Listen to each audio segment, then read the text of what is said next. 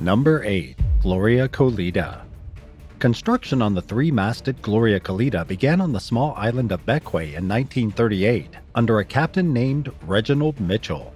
At 165 feet long, it was the largest ship ever built in St. Vincent and the Grenadines. The vessel embarked on its maiden voyage in 1939, sailing to British Guyana to pick up a rice shipment and then to Cuba for sugar. From there, the Gloria Colita set sail for Mobile, Alabama, where it would drop off its cargo and pick up a load of timber. The ship continued along the same route and served its purpose well until May of 1940, when Mitchell navigated to Venezuela, which wasn't on the regular itinerary. His reasons for doing so are unclear, and when the Gloria Colita arrived, he fired his entire crew without explanation. He hired an all-new crew of Spanish-speaking locals and proceeded on to Mobile, resuming the vessel's normal route. After picking up a load of lumber, Mitchell sailed to Cuba, but the ship never arrived, and weeks went by without any sightings of it. A U.S. Coast Guard plane finally spotted it 150 miles south of Mobile. Nobody was aboard, the rigging and rudder were gone, and the log contained no details about what happened. The crew left behind their belongings, the cargo was still on the ship, and food was left out on the table. To this day, the mystery surrounding the Gloria Colita's fate remains unsolved. The ship was sold for scrap, taking with it any remaining secrets it might have held. Number 7.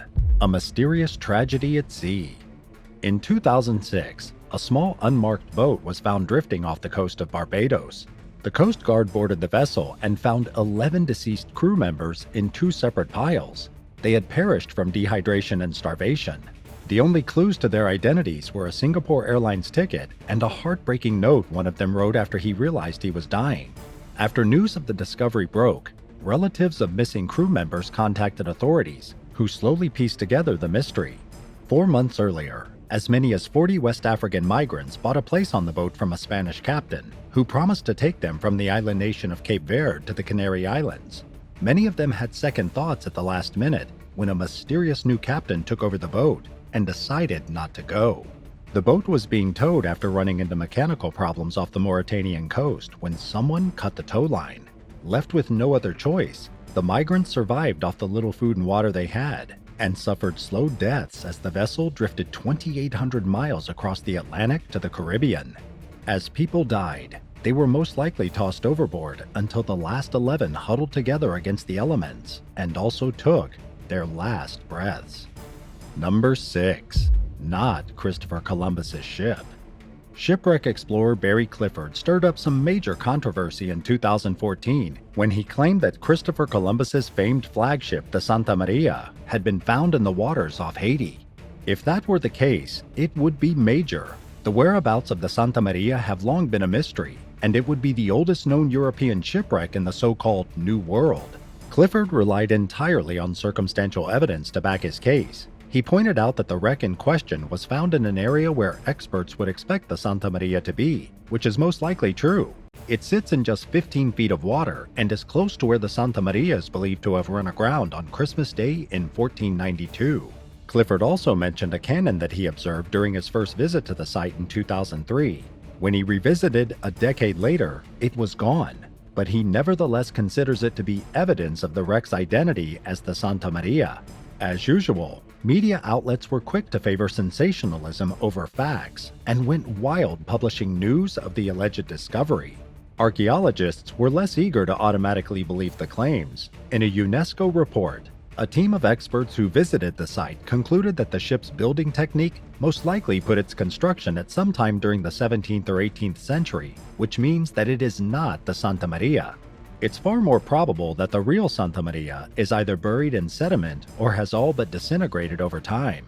The report encouraged the search for the ship to continue, and for researchers to step up their efforts to catalog the region's shipwrecks. Number 5. Witchcraft.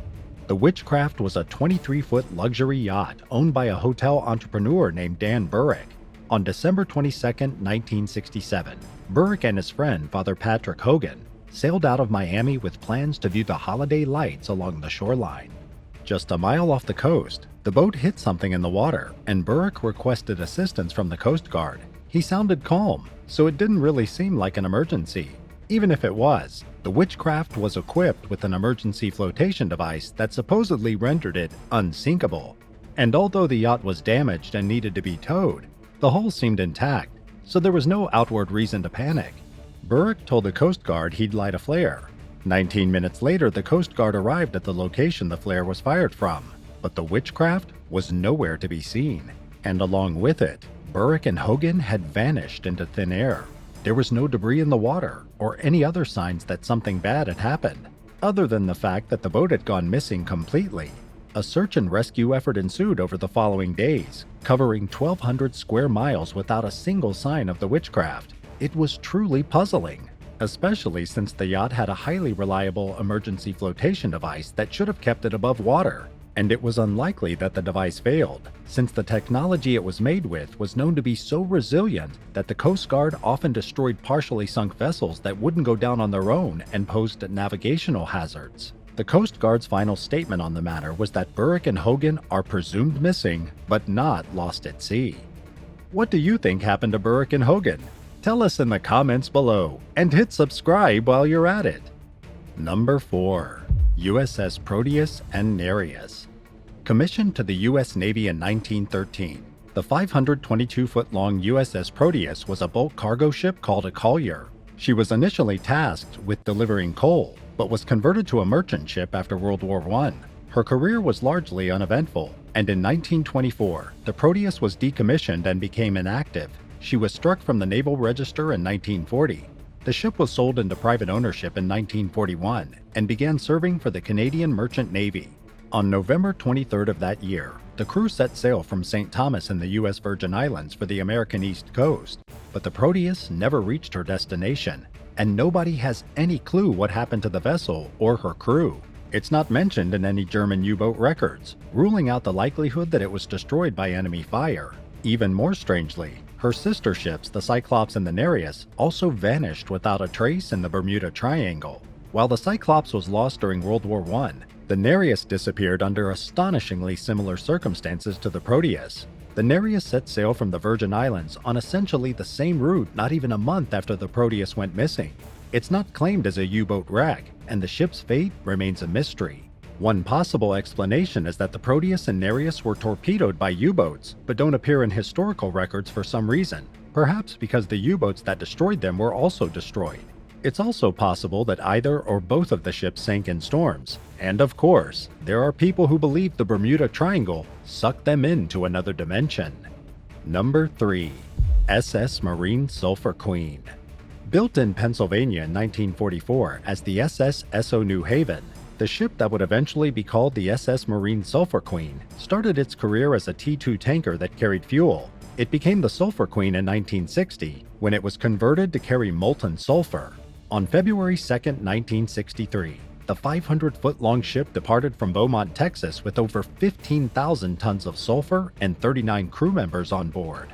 2 days later, a crewman sent a radio message communicating the vessel's coordinates in the waters south of Florida. At the time, they were caught in a rough storm with nearly 16-foot waves and strong winds up to 53 miles per hour. Nobody ever saw or heard from the Sulfur Queen again, and its fate is a mystery to this day. The ship was reported missing 2 days after its last radio transmission, but no sign of it was ever found, and the search was called off. Its disappearance is steeped in superstition regarding the infamous Bermuda Triangle, but a Coast Guard report found a handful of more rational reasons that could explain the Sulfur Queen's disappearance. The ship was barely seaworthy, if at all, and its sulfur tanks were prone to constant fires, which had a tendency to short out the electrical equipment. As a T2 tanker, it was susceptible to splitting at the keel, especially with age, and crew members had previously mentioned that the Sulfur Queen was heavily corroded. One sailor even described the vessel as a floating garbage can. Given its condition, there's a distinct possibility that the ship met with disaster and plunged to the seafloor. And while it's frustrating not to know exactly what happened, the likelihood of another explanation is slim. Number 2. SS Hewitt. The American-built steel-hulled bulk freighter SS Hewitt entered service in 1914 as the SS Pacific. She was renamed the Hewitt the following year when she fell under the ownership of the Union Sulphur Company. At the time, the 420-foot vessel was described as one of the largest bulk cargo carriers constructed in the United States. For most of her career, the Hewitt operated along the U.S. East Coast and occasionally elsewhere in the Atlantic. During World War I, she served as a marine merchant vessel and was equipped to fight against U-boats. On January 20, 1921, just months after undergoing an expensive refitting, the ship departed from Port Arthur, Texas for Portland, Maine with a planned stop in Boston. The first 5 days went by uneventfully, with the crew keeping in regular contact with other vessels and reporting nothing out of the ordinary.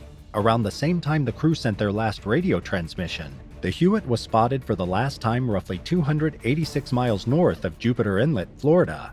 The crew went radio silent from then on, and the ship was never seen again. When the Hewitt failed to arrive in Boston as scheduled, the vessel and her crew were reported missing. A large-scale search ensued, but failed to turn up a single trace of the Hewitt.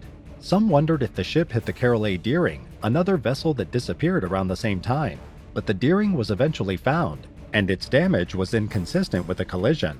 There were also rumors of the Hewitt's crew falling victim to Russian pirates. Authorities denied that this was likely, but a lot of ships mysteriously vanished in 1921, making it hard not to at least wonder if that could be the case. It's also possible that the vessel met a more conventional form of disaster, like bad weather or mechanical problems, and that it simply hasn't been found yet. The crew was presumed dead, and for all official intents and purposes, the matter is considered closed. But many people would still like to know what happened to the Hewitt, and experts unfortunately seem no closer to finding answers now than they were decades ago. Number 1. HMS Atalanta. Launched in 1844 as the HMS Juno, the ship that eventually became the HMS Atalanta was originally a 26-gun British frigate. She became the Atalanta when she was converted into a training ship in 1878. The following year, she set sail for Bermuda on her third training voyage with 280 officers and recruits aboard. Just 2 days after arriving in Bermuda in January 1880, the Atalanta left for England and was never seen or heard from again. Nobody knows when or where it sank, but there's a good chance it crossed paths with a major storm that blew across the Atlantic around the same time the ship set sail. This possibility started to seem even more likely when a former crew member said that the Atalanta was overweight. The sailor claimed to have personally seen the vessel roll beyond 32 degrees during bad weather in the past. This, coupled with bad weather and a young and inexperienced crew, makes the prospect of a disaster at sea the most plausible explanation. Crew members from a gunboat that passed through the area, the Avon, reported finding a large amount of debris in the water, but the Atalanta's fate remains unconfirmed, and there's a good chance that nobody will ever know for sure what happened to it or where it is. Thanks for watching. Have you ever seen a ghost ship? Tell us in the comments below, and don't forget to subscribe. See you next time. Bye!